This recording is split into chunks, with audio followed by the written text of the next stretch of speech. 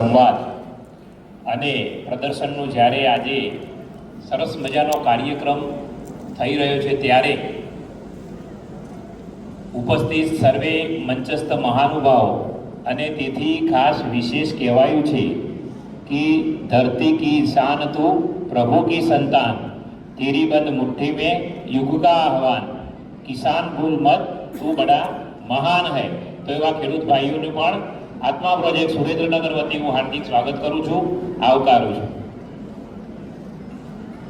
मित्रों, आपणे आपणा भारत देश माटे एवुं कहेवातुं हतुं कि विश्व गुरु ए भारत, दूध घीनी नदियों वहे ए भारत अने सोने की चिड़िया ए आपणा भारत देश ने विरुद्ध मरेला हता।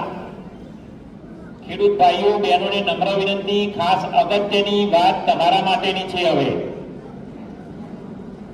तो हवे आपणे समझीए कि आपणे ज्यारे भारत देशनी आ प्रतिष्ठा हती एना पाछळनुं कारण शुं हतुं?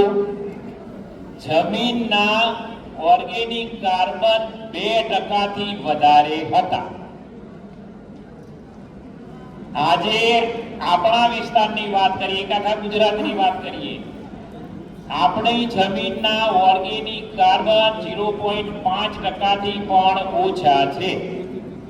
એટલે આપણી ત્રણે નસો 100% બ્લોક હોય એવી ધરતીની હાલત આજે આપણે સ્વતંત્રતા પછી કરી છે। 17મી સદીની વાત કરીએ, 17મી સદી વખતે ભારત દેશ વિશ્વગુરુ હતો અને હું આજે છાતી ઠોકીને કહું છું કે આપણા ગુજરાતના અને ભારત દેશના ધરતી પુત્રો જો પ્રાકૃતિક ખેતી કરે અને ભૂમિના ઓર્ગેનિક કાર્બન 2+ લઈ જાય તો ભારતને વિશ્વગુરુ બનતા દુનિયાની કોઈ તાકાત રોકી ના શકે। તાળી પાડો આપણા દેશ માટે।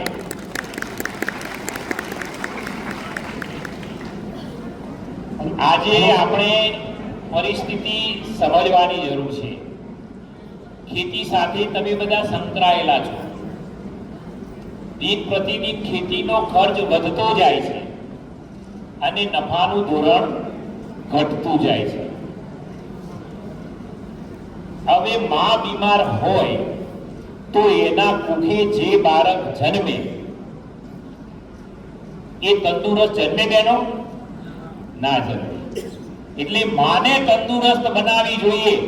તમે એગ્રો વાળાના ત્યાં જશો, ફાલ વધારે આવશે, ફૂલ વધારે આવશે, ઉત્પાદન વધારે આવશે, એ બધી ભોડાકૂટ કરશે, પણ જમીનને સદ્ધર કેવી રીતે કરવી એ ચાવી આપશે નહીં। અને એ ચાવી એટલે પ્રાકૃતિક કૃષિ છે। એક મિનિટ સર, જી વિનંતી સાથે સાહેબ, એક મિનિટ। આપણા ખેડૂત ભાઈઓ અને બહેનોને વિનંતી કે સાહેબ છે ને એનું સંતાન એટલે ધરતી પુત્ર। દીકરો જે કંઈ કામ કરે એ કામમાં જો એની માના આશીર્વાદ ના હોય તો ક્યારે એનું કલ્યાણ ના થાય ભાઈ। ઉમરાવાળી રાજી તો ડુંગરાવાળી રાજી। ઉમરાવાળી મા ધરતીને તમે ઝેર આપો અને આરાસુરી વાળીને તમે પગે નમો, એની તો આંખો ખુલ્લી છે બહેનો। આ બહેનોની ખાસ જવાબદારી છે, કારણ કે આજે ધરતી બંજર બની ચૂકી છે, એને ફળદ્રુપ બનાવી છે, ઉપજ આપતી બનાવી છે, ત્યારે પ્રાકૃતિક ખેતી કરવી એ અનિવાર્ય છે। વિશ્વમાં અનેક દેશો છે, કોઈ દેશને કૃષિ પ્રધાન દેશ નામ કયા દેશને મળ્યું છે? તાળી પાડો દેશ માટે।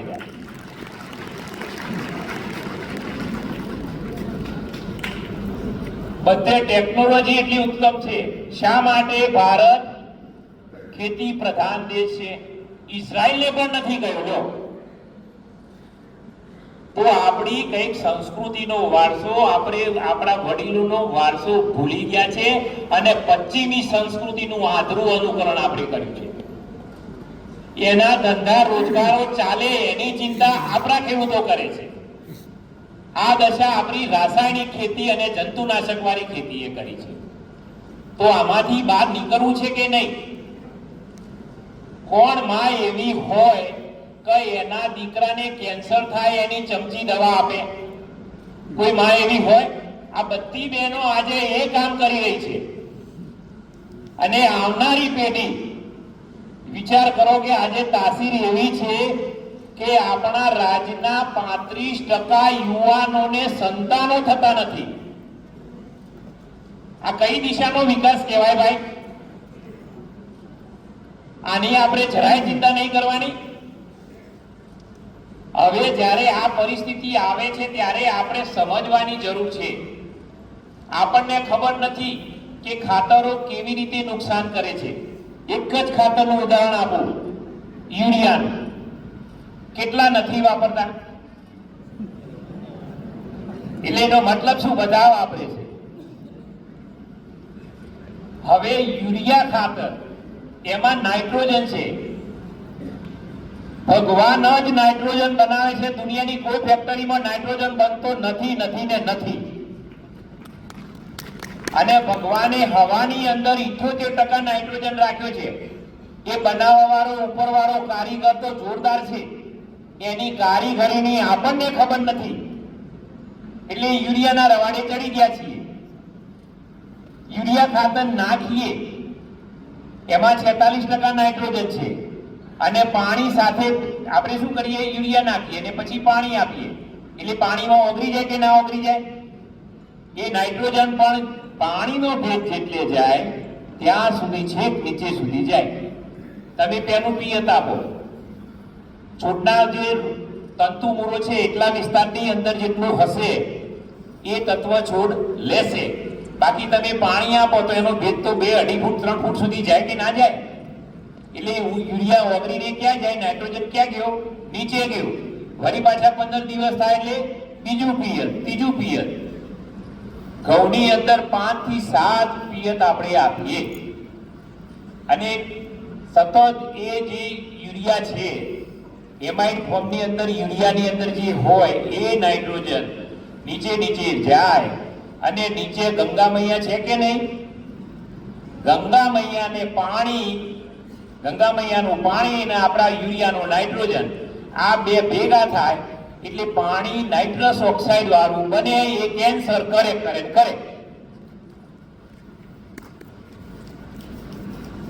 હવે શું કરવાનું? જ્યાં સુધી નતા જાણતા ત્યાં સુધી બરાબર છે.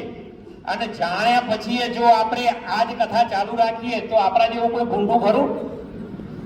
એના વિકલ્પો છે. આપણે જોઈએ કે આપણા જ્યારે દાદા જીવતા હતા ત્યારે મહેસાણાની અંદર કે કડીમાં દવાખાના વધારે હતા કે આજે વધારે છે? ઘેર ઘેર અને ગામે ગામ દવાખાના બને એ પ્રગતિ કહેવાય કે અધોગતિ કહેવાય? એટલે આપણે શું કરવું છે વિચારો હોય. એટલે આપણે આમાંથી બહાર નીકળવાનું છે. અને એનું નામ પ્રાકૃતિક ખેતી. આમ તો મારું દુર્ભાગ્ય રહેલું છે કે તમારું પેટ જ્યારે ખાલી થાય ને ત્યારે જ મારા હાથે માઇક આવે. બરાબર? પણ આ ખેતીને તમારે સમજવી પડશે. સૌ પ્રથમ બધા જે બેઠા છે પોતાના સ્થાન ઉપર ઉભા થાવ. બેરા થયા કાન તો એ ના આવ્યું હરિશરણ. આપણે કોઈ દિવસ સાંભળેલું કરતા નથી. શું કરીએ છીએ? જોયેલું કરીએ છીએ. ખ્યાલ આવ્યો કે નહીં?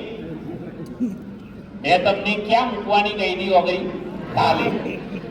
પણ મેં કપારે મૂકી એ બધાએ કપારે મૂકી. એટલે હવે અમારે કઈ પાઠ ભણાવવાના નથી. પણ અમારા જે ખેડૂતો, તમને અહીંયા જે સન્માન થયું, કેવા ખેડૂતોનું થયું? પ્રાકૃતિક ખેતી સાથે સંકળાયેલા છે, પ્રાકૃતિક ખેતી કરે છે. તો એવા જે ખેડૂતો પાસે મોડેલ ફાર્મ છે, એ મોડેલ ફાર્મ દર્શનીય મોડેલ ફાર્મ હોય એવા એના દર્શન કરો એટલે સાક્ષાત રામ ને કૃષ્ણના દર્શન થયા જ કહેવાય. અને એ ફાર્મ જો કીધો કુંભાર કોઈ દારો ચાકરે ચડે. કોઈ ભાઈ પ્રજાપતિ ભાઈ તો ખોટું ના લગાડતા. આપણે કોઈ હું તમને કહું પ્રાકૃતિક ખેતી કરો તો એ બધા એ કરવા માંડો તો દેશ વહેલો વિશ્વગુરુ થઈ ગયો હોય. માનનીય રાજપાલ શ્રી 7 વર્ષથી આપણને કહે છે પ્રાકૃતિક ખેતી કરો, પ્રાકૃતિક ખેતી કરો, પણ આપણે આયામો સાથે કરતા નથી. ઘણા ખેડૂત ભાઈઓને મળીએ અમને કહે કે હા હું જીવામૃત વાપરું છું, બીજામૃત વાપરું છું, પછી આગળ કઈ ખબર ના હોય. હવે તમે ઘરે આપણે ભેંસ રાખતા હોઈએ કે ગાય રાખતા હોઈએ તો એને શેનાથી બોલવો એનો બાંધવાની શેનાથી? સાકરથી. એ સાકરમાં કેટલી બધી કડીઓ હોય, નાની નાની કડીઓ ભેગી થઈને આખી સાકર બને.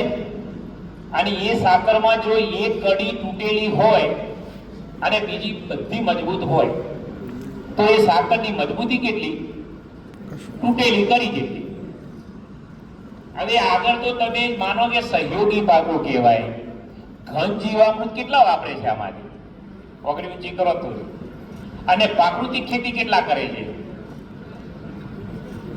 એટલે જો ઘન જીવામૃત છે ને કેવી રીતે બનાવો ને આ તે બધું તો એ તો બધા ઘણા હવે તો તમે 5મા 6ઠા ધોરણમાં આવી ગયા છો ને.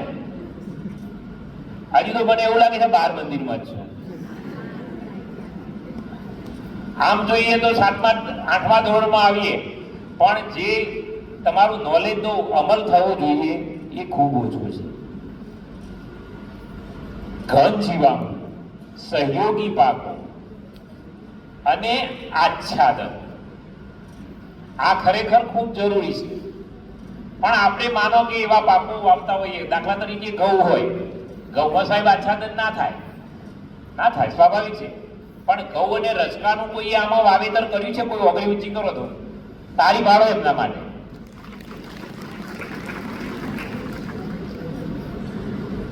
એમના યુરિયા એમાંથી આવી જાય. આ શીખવાનું છે. કમસે કમ ભલા આદમી આપણે ઘરે ઘઉં વાવા છે એના માટે તો કરો તો છોકરાઓને ને આપણી પેઢીમાં પાછળ કોઈને કેન્સર નહીં આવે. શું કામ યુરિયા નાખો છો? હવે રજકો અને ઘઉં બંનેના મૂળ કાઢીને જુઓ, એમાં કઈ ફરક હોય કે ના હોય? ભગવાને રચના કરેલી છે. કઠોર પાકમાં રજકો છે. હવે રચકાની અંદર નાઇટ્રોજન રાઇઝોબિયમ બેક્ટેરિયા હોય, એ હવામાંથી નાઇટ્રોજન લે. હવામાં કેટલો છે? 78%. અને યુરિયા 46%. પણ એગ્રો વાળો એવું ના કે એ તમને યુરિયા જ આપે. એટલે આપણે આવા કુદરતી સ્ત્રોત અને સહેલાઈથી આપણા ઘરે બને છે બીજામૃત, જીવામૃત, ઘન જીવામૃત, આચ્છાદન, સહયોગી પાકો સાથે પ્રાકૃતિક ખેતી કરવાની છે. હવે પ્રાકૃતિક ખેતી કરવી છે, આ બધું કરે અને આપણે શરૂઆતમાં જે માનો કે આખો કટોરો ઝેરનો ભરેલો હોય અને એમાં 2 બૂંદ દૂધ નાખીએ તો એ દૂધ શું થઈ જાય? ઝેર થઈ જાય. એટલે પહેલા શરૂઆતમાં જે પ્રાકૃતિક ખેતી ઉપર ચડે અધકચું જ કરે, પૂરું તો કરે નહીં. અને જ્યારે નિષ્ફળતા મળે એટલે એક દાજો બીજા 10 ને દજાડે. 10 ને પાછો વારે કે ના વારે? બાકી પ્રાકૃતિક ખેતી એ ભગવાનની ખેતી છે ભાઈ. ભગવાને આપેલી છે, ઋષિ મુનિઓની પદ્ધતિ છે. આજની કઈ નવી જૂની નથી. તમને એક ઉદાહરણ આપું. તમે અંબાજીના ડુંગરે જ્યારે દર્શન કરવા જાઓ માતાજીના, અને ત્યાં આગળ બોર હશે. અત્યારે અમારા બહેનોને બોર બહુ ભાવે. બોર ને કેરી ને એ બધું કોઈ પણ ફળ તમારે મોઢામાં નાખવાનું, એનો સ્વાદ કેવો લાગ્યો તમને? અને તમારા ખેતરે તમે જે વાવેતર કર્યું છે, જે ફળ પાક તમારે હોય એ ખાવાનું. એ બંનેના સ્વાદમાં કઈ ફરક હશે ખરો? બોલો. આમ હોકારો આપો તો મને બોલવાની ખબર પડે ભાઈ. કયું મીઠું હશે? અંબાજી. તો એ ડુંગરાવાળીના તો કોને પાણી પાવા કોણ ગયું? ત્યાં યુરિયા ડીએપી કોને આપ્યું? ઉપર વાળો હજારા હાથ વાળો છે. 2 હાથ વાળો ના આપી શકે ભાઈ. તારી પાડો એના માટે.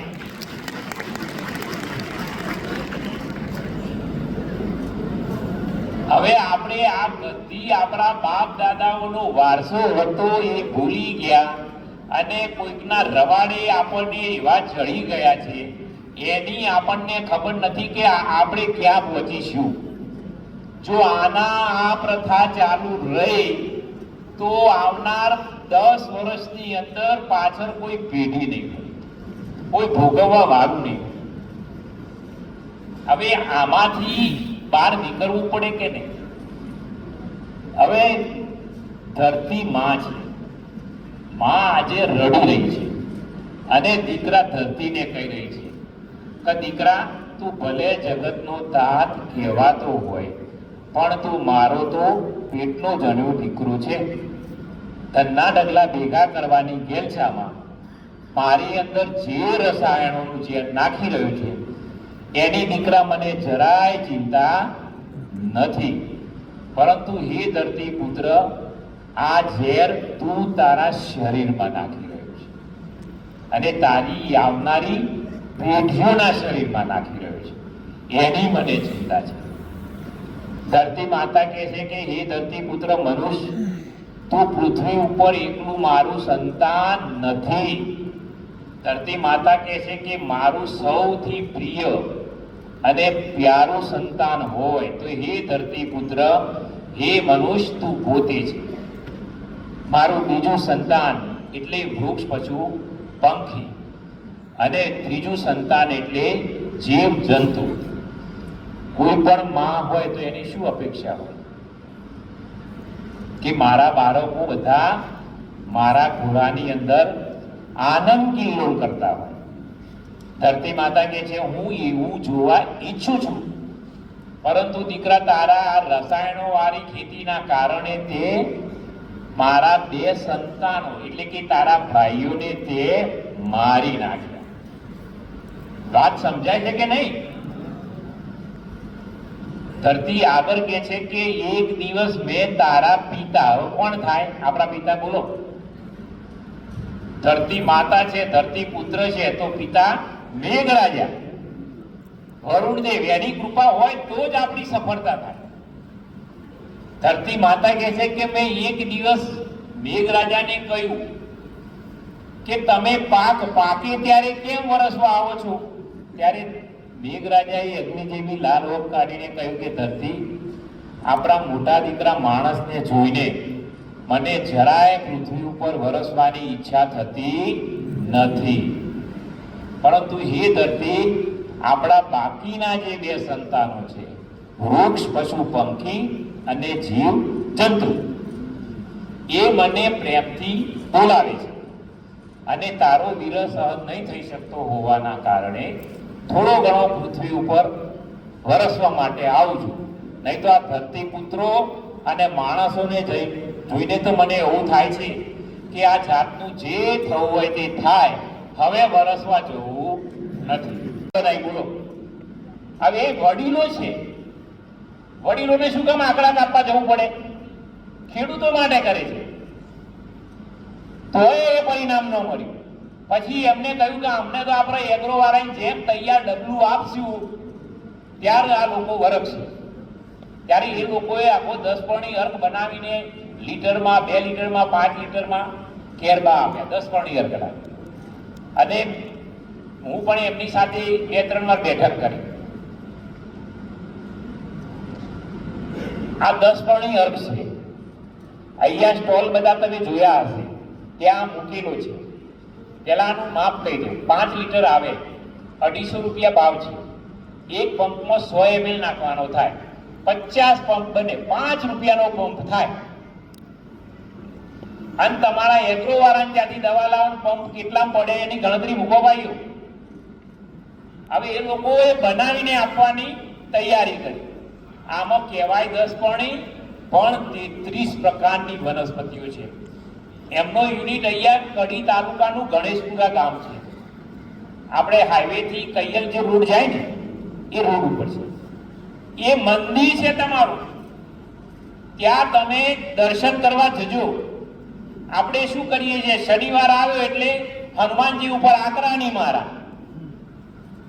સરસ તલનું તેલ ચડાવીએ અને વળી પાછા પંપ લઈ લઈએ, તો એ તો ભાઈ પવનદેવ છે. પવનદેવને ઝેર આપો અને એ હનુમાનને પગે નમો, ક્યાં હનુમાન તમને આશીર્વાદ આપે? સમજાય છે વાત? તો આવી દવા વાપરો અને એક પંપ તમને 5 રૂપિયા પડે અને તમને મરે. અમે સુરેન્દ્રનગરની અંદર પેલા આમાંથી 1 લીટર, આપણા ભાઈઓ છે ને દવાઓના રવાડે ચડી ગયા છે. એમને છોડાવવું હોય ને એટલે દવા જ અપાય. ભલે આમાં 10 પાણી અર્ક ભર્યું, પણ એને અમે શું કહ્યું તો અમે મોનોકોટોફોક્સ, પ્રાકૃતિક મોનોકોટોફોક્સ છે દવા. એટલે ફટાફટ લીટર લઈ ગયા. અને લીટર લઈ ગયા પછી એનો જે પ્રતિભાવ આપ્યો, આજે એ લોકો અમને આપવામાં થાકે અને અમે વિતરણ ખેડૂતોને પહોંચાડવામાં થાકીએ. તારી પાડો એના માટે. હવે આ 10 પાણી અર્ક જે બનાવે છે, જો આ વરિષ્ઠ લોકોની દયાભાવ કેટલો છે. આ જે ભગીરથ કામ કરે છે એ ભગવાનનું કામ છે. 1 ડગ ભરતો 10 ડગ આવે શામળિયું ભગવાન. તમે એના રસ્તે જાઓ એટલે તમારો રસ્તો આગળ ખુલ્લો થાય અને જે રાક્ષસોને બોલાવે એના પગ ઝઘડાઈ જાય. આજે કેટલા ઝઘડાયેલા છે? મારા તો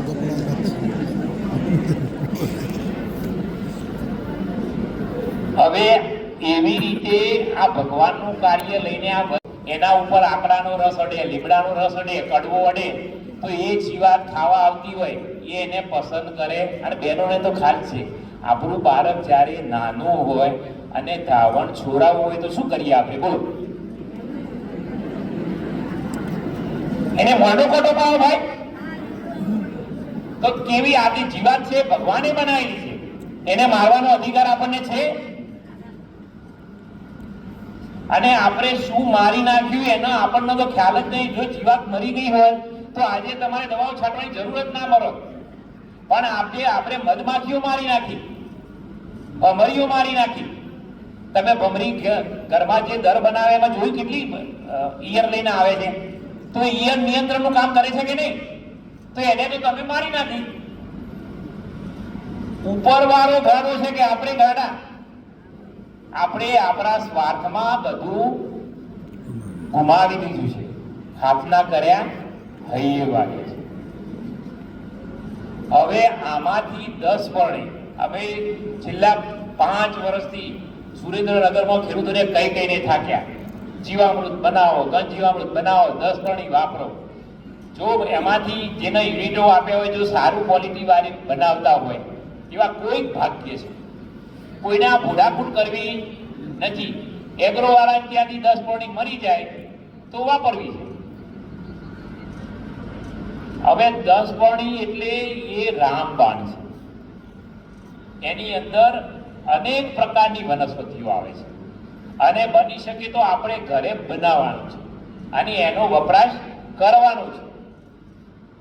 પણ તમને એક બહુ અગત્યની આજે વાત કરી રહ્યો છું કે આપણું અમદાવાદ શહેર છે ને, એની આસપાસ 700 જેટલા વરિષ્ઠ લોકો છે, બરાબર? એટલે એમનો પરિવાર વેલ સેટ થયેલો છે અને એમને આ પ્રાકૃતિક ખેતીની ચિંતા કરી છે. તો ખેડૂતો ક્યાં અટક્યા છે પ્રાકૃતિક ખેતીમાં? તો એમને કર્યું કે ભાઈ સર્વે કર્યો તો ખેડૂતોને 10 વર્ણી અર્ક બનાવવો નથી. આ વરિષ્ઠ વૈજ્ઞાનિકે મદદ કરી કે ના કરી? જટાયુએ મદદ કરી કે ના કરી? તો તમને બધાને કેમ ભૂંડને રોજ નરે બોલાવે? આ ઊભો માણસ છે, ખરેખર ઊભો થઈ જાય ને પ્રકૃતિએ, જો ભગવાને ગાય, ભેંસ, કૂતરા, બિલાડા, ઘોડા, ગધેડા બધા બનાયા, બધાને આડા બનાયા અને માણસને કેવો બનાવ્યો? પણ આપણને બુદ્ધિ આપી, આપણે બુદ્ધિથી આડા ચાલીએ છીએ. કોઈને આપણે જ આડે આવીએ છીએ. પેલા ભલે બધા આડા રહ્યા પણ કોઈને આડે આવતા નથી. ગમે તો તારી પાડો.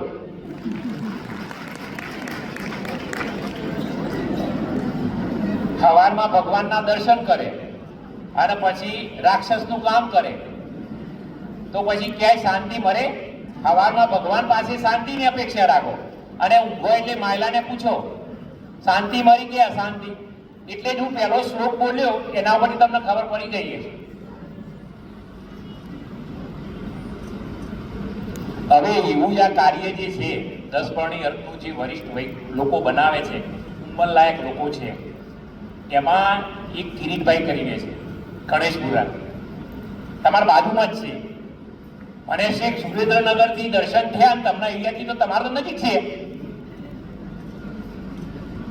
હવે એમના યુનિટની જગ્યા હતી ને 7 વીઘા જમીન આપી દીધી કે તમે આકડા ધતુરા બધું ઉગાડો. કોના માટે? અને એ જમીન તો આપી પણ એમના યુનિટની અંદર આખું એક જગ્યા આપી દીધી અને 10 પરણી અર્થ બનાવવાની આખી સામગ્રી, ઇન્ફ્રાસ્ટ્રક્ચર. બરાબર? એવાને સાંભળવા જોઈએ કે ના સાંભળવા જોઈએ? તો કિરીટભાઈને હું વિનંતી કરું અથવા તો જયદીપભાઈ, ગ્રીન કમાન્ડોના અમારા જે ધરોહર છે અને ખેડૂત એમના માટે જોરદાર તારીફ થઈ જાય. જયદીપભાઈ આવો. આ 10 પરણી અર્થ એટલે મને થોડો રેટ વધે, વચ્ચે બ્રેક પાડી છે, રિસેસ છે, હો, ક્લાસ પૂરો થયો નથી. એની ઘણી લાંબી વાર્તાઓ છે, પણ છેલ્લે જે અમને જે આ મળ્યું એ 10 પરણી અર્થ. હવે સમગ્ર ગુજરાતને ઝેર મુક્ત કરવું છે અને જે દવાઓ છંટાય છે ખેતીની અંદર એ દવાઓ કેમ બંધ થાય? ખેતી પ્રાકૃતિક કરો બધા કે પણ જ્યારે રોગ આવે ત્યારે શું કરવાનું? એનું સોલ્યુશન શું? અને અમારી ટીમે વિચાર કર્યો કે જે શહેરના માણસો ગમે તે કરશે પણ ખેતી નહીં કરી શકે ને ગામડાના માણસો ભેગા મળી અને જે દવા બનાવવી જોઈએ શ્રેષ્ઠ દવા એ ક્યારે નહીં બનાવી શકે. તો અમારી ટીમ ભેગી મળી અમે જે દવા બનાવી એનું નામ 10 પરણી અર્થ છે. નામ 10 પરણી છે પણ એમાં કેટલી વનસ્પતિઓ નાખેલી છે હું તમને ખાલી એની યાદી કહું કે કેટલી વનસ્પતિ નાખ્યા પછી એનું જે પરિણામ છે. અત્યારે ગુજરાતના 52 સેન્ટરોની અંદર હિંમતનગર હોય, મોડાસા હોય, કચ્છના દ્વારકા હોય, અબડાસા હોય, બધે આ દવા પહોંચી છે અને છેલ્લા 1 વર્ષની અંદર 75,000 લીટર આ દવા અમે ગામે ગામ પહોંચાડી છે. અને માત્ર ને માત્ર આ કિંમત 250 રૂપિયા ક્યારે હોઈ શકે નહીં. અમને ઘણા લોકો સહકાર આપે છે.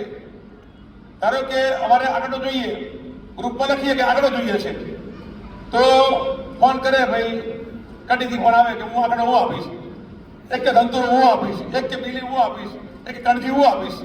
ખેડૂતો મોકલાવે, અમે બનાવીએ, પાછું અમે એમને આપીએ. આ રીતે અમે દવા બનાવીએ છીએ અને આ દવા એવી કારગર છે કે ગમે તેવો રોગ આવ્યો હોય, ગમે તેવો રોગ, જે લોકો ના ખાતા હોય તમાકુ, એકવાર ખાય તમાકુ ચક્કર આવે કે ના આવે? જે ટેવ ના હોય તમાકુની એને ચક્કર આવે જ નહીં. અને જે ખાતા હોય એને મજા આવે. પણ એક તમાકુ જો ચક્કર લાવતી હોય તો અમે લોકોએ આની અંદર જે દવાના જે પાન છે, લીમડો, આંકડો, ધંતુરો, કરેણ, કાચકી, કણજી, એરંડા, ગંધાતી, તુલસી, ડબરો, નગોડ, તમાકુ, ગાજર ઘાસ, કાબાજરિયું, કોનાકાર્પસ, સીતાફળ, અરડુસી, દેશી મેંદી, નીલગીરી, બીલી, હજુ બોલો, જામફળ, ચીકુ, ટામેટા, અરણી, દાડમ, રતનજ્યોત, આંબો, લસણ, આદુ, મરચા, ડુંગળી, ધાણા, ફુદીનો, હળદર, લવિંગ, પૂર્વજો,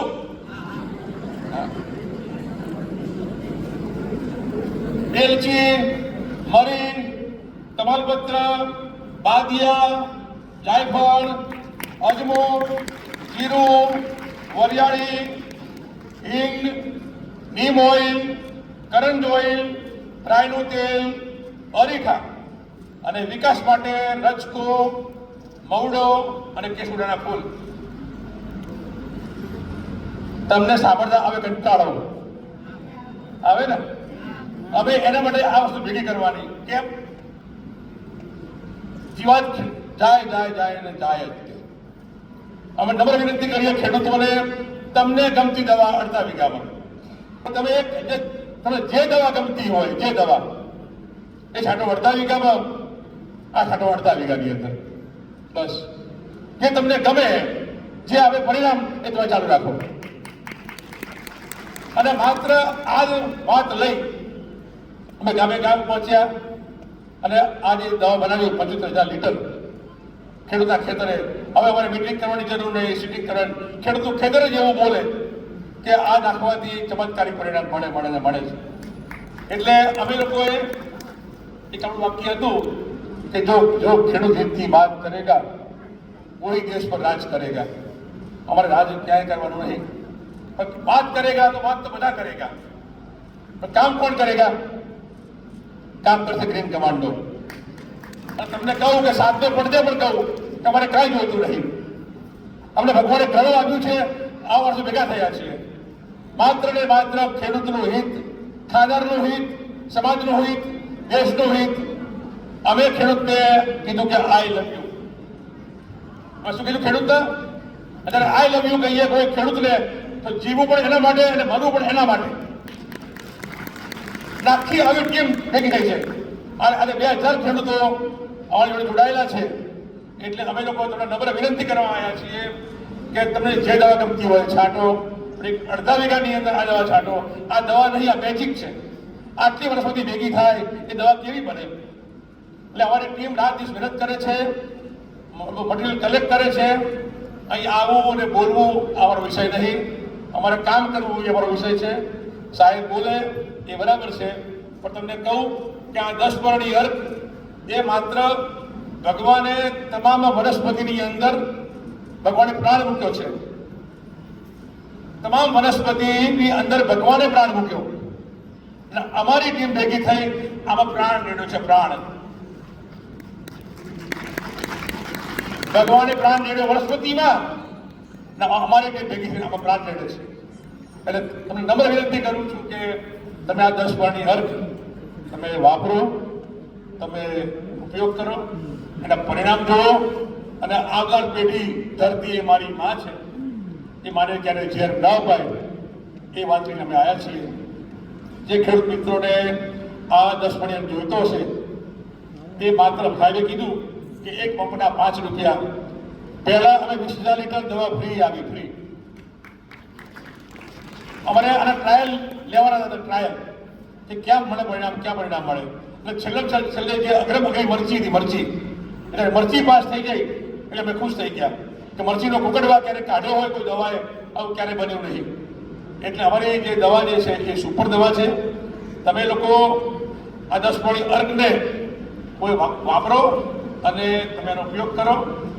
અને એના માટે કડી જે આપણી એફપીઓ છે ત્યાં જે દુકાન છે ત્યાં મળશે. અને એ ઉપરાંત તમારો નંબર તમે નંબર લખી નાખો કે 98 જયદીપભાઈ, મારું નામ બાવળા છે, રહેવાનું અમદાવાદ છે. મારો મોબાઈલ નંબર 98 42 25 57. ફરી બોલું છું, મારું ગામ બાવળા, રહેવાનું અમદાવાદ. અને આખા ગુજરાતની અંદર આ 10 પર્ણી અર્ક કેમ પહોંચે એ જવાબદારી મારી છે. એટલે મારો નંબર 98 42 25 57. આટલું કઈ મારું પૂરું કરું છું.